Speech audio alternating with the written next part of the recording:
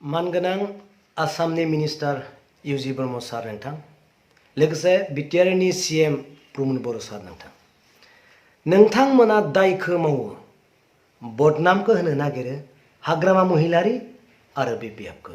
ठीक दं। नैबे लेखानि सोमोन्दै आङो दिनै बुंनाय नङा। बे लेखायानो फोरमायगोन दाया सोरनि।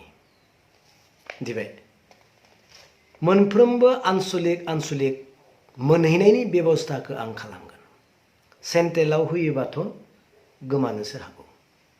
नायबावनि प्रमद बर' बिथांजों दैदेनजानाय सरकारा बिथांमोननि इएमजिएमफ्रा मा डायलग होबावो बेखौ जों नायनो थानि। बिनि सोमोन्दै आं दिनै बुङा, नाथाय आङो क'क्राझार बनरगाव आनसलिकनि सोमोन्दैसो आं बुंग्रोगोन। मैया जों नुदों बनरगाव आनसलिकनि सिङाव थानाय 6टा भिसिडिसिआव कमसे कम 100टानि गोजौआव मोनसे भिसिडिसिआव 20टा गामिब्लाबो 100टा गामि, हयथ' जानो हागौ मोनसे भिसिडिसिआव 30टा गामि थानो हागौ। अब्ला 100नि गोजौआव गामिफोरखौ, बर' गामिफोरखौ एसटि रिजार्भेसन समस्तिनिफ्राय दानख'नानै जेनेरेल एमएलए सिटआव बिथांमोनखौ सामिल खालामहैबाय। दिनै बनरगाव आनसलिकनि दैदेनगिरि एबसुनि दैदेनगिरि रायजो राजाया दिनै बेखौ लुबैदोंमोन नामा? लुबैयाखै। लरेन्स सार बिथाङा बुंनाय बायदि रायजोनि लुबैनाय बायदिनो जाबाय आरो जों बेखौ मोजांखौनो मोनदों। बिथाङा बुंनाय बायदि बनरगाव आनसलिकनि रायजो राजा, बे 6टा भिसिडिसिनि रायजो राजाफ्रा बेखौ लुबैदोंमोन नामा? लुबैयाखै। आं बेखौनो बुंदों। दुलाराय बर' फरायसा आफादनि दिपेन बर' बिथाङाबो बेखौ लुबैयाखै होनना आङो दाख्लैनि निउसाव बुंखांबाय। अब्ला नाय, नोंनि थाखानाय समस्तिनि 100टानिबो गोजौआव थानाय बर'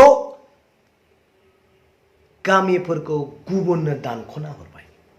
नोंनि न'आव थाखानाय परियालखौ बोखावनानै गुबुननो हरनानै लोरबां खालामबाय।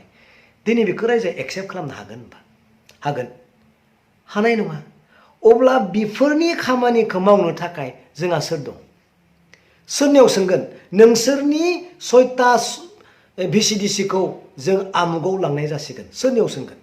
गभर्नमेन्टनियाव सोंगोन, न'खरगिरिनियाव सोंगोन, न'खरनि बिगुमानियाव सोंगोन। न'खरनि बिगुमायासो, समस्तिनि बिगुमायासो लरेन्स एमएलए सार बिथां आरो जोंहा बिपिएफनि एमएलए रुबिराम नार्जारि सार। नाथाय गभर्नमेन्टआव सोर दङ? खुंथाय गोहोआव सोर दङ? बिथांनियावसो सोंगोन। दिनै जोंनि बे न'खरसे फिसाखौनो बोखावनानै देरहानो हायै बेबस्थाखौ जुदि खालामनायब्ला, अब्लाबो जुदि जों मिथिया होननानै जुदि बुङा, बेसेबां दुखुनांथावना जागोन बेयो। दिनै बिनि दायनिगिरिया सोर जागोन? सोरखौ बुंगोन? एमएलए गभर्नमेन्टआव थानाय बिनि अनगासो दङ। रायजोआथ' मिथिया। रायजोआथ' दिनै बिथांमोनखौ बेफोरबायदि खामानिखौ मावनोनो दिनै देरहाहरदों।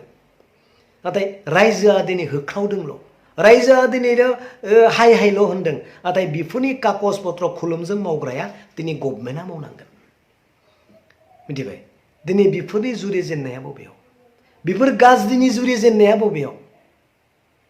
दिनै नाय, दिनै बनरगाव आनसलिकनि सिङाव थानाय इउपिपिएलनि दैदेनगिरि नोंथां आदामोनखौ आं बुंनो सानो, सों प्रमद बर' सार बिथांनियाव। बै सार्कोल अफिसार जायफ्रा दिनै 19टा सार्कोल अफिसाव 19 जन आधार कास्टनि अफिसारफोर दङ, बिथांमोना मा मिथिगौ? जोंनि समयसा, जोंनि बर'नि हा, बर'नि बाउन्डारि डिलिमिटेसननि बिथांमोना मा मिथिगौ? बिथांमोना मा सेन्टिमेन्ट दं नैबे खर'आव? सोब आदार्स। बिथांमोननिफ्रायनो जोंनि गाज्रिनि जुरिजेननाया दिनै जागायदों। मिथिबाय? बिटिसि सेक्रेटारियेट अफिसाव 3 आधार कार्ड अफिसार दङ। बिथांमोनखौ आउट खालाम बे बिटिसि अफिसनिफ्राय। समफोरनिफ्राय बिनि अफिसनि परिबेसा मोजां जागोन। मिथिबाय?